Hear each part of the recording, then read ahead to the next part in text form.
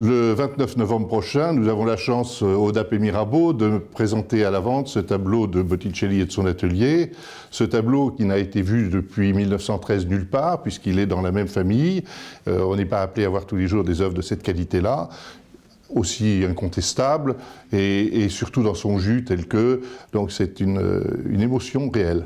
Botticelli était un immense créateur qui avait un succès considérable à l'époque et qui travaillait un petit peu comme un grand architecte aujourd'hui. Il conçoit une première version, ensuite on lui demande des répliques de ce tableau, parce que le tableau est à la mode en fait, il y avait une demande très importante, et il dessine l'essentiel et il confie à un ou deux collaborateurs l'exécution de certaines parties du tableau. Ce qui est caractéristique de Botticelli, c'est d'abord ce type de vierge qu'il a inventé, qu'il a créé, qu'il a répandu à Florence en 1480, qui était très moderne. Au début de la Renaissance, on est au tout début de la Renaissance italienne. Les parties les plus réussies, on va dire, dans le tableau, certainement, ce sont les deux visages, le visage de la Vierge et le visage de l'enfant. Une des choses les plus originales dans ce tableau, par rapport aux autres versions, c'est l'utilisation que l'artiste a fait des rehauts d'or. Bien sûr, dans les auréoles, même dans cette partie du paysage qu'on voit par une échancrure de l'architecture. Et ça, c'est très original. Et je ne peux pas penser que l'artiste n'ait pas été derrière cet élément créatif très nouveau, très original.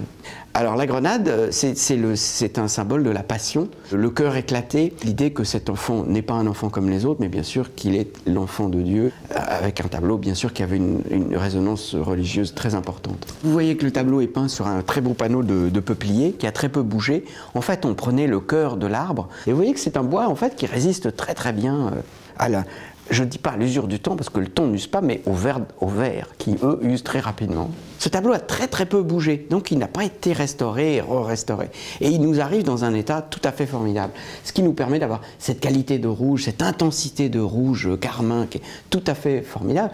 Et surtout, la façon dont les rehauts d'or ont été conservés. Pas oublier que l'or est posé sur le vernis. Donc c'est la première chose qui disparaît dans une restauration un petit peu brutale. Et justement, c'est une merveille de voir que, en fait, c'est les rehauts d'or qui font tenir le paysage dans le fond. Et ça, c'est une virtuosité dont on ne peut pas penser que Botticelli n'était pas partie prenante.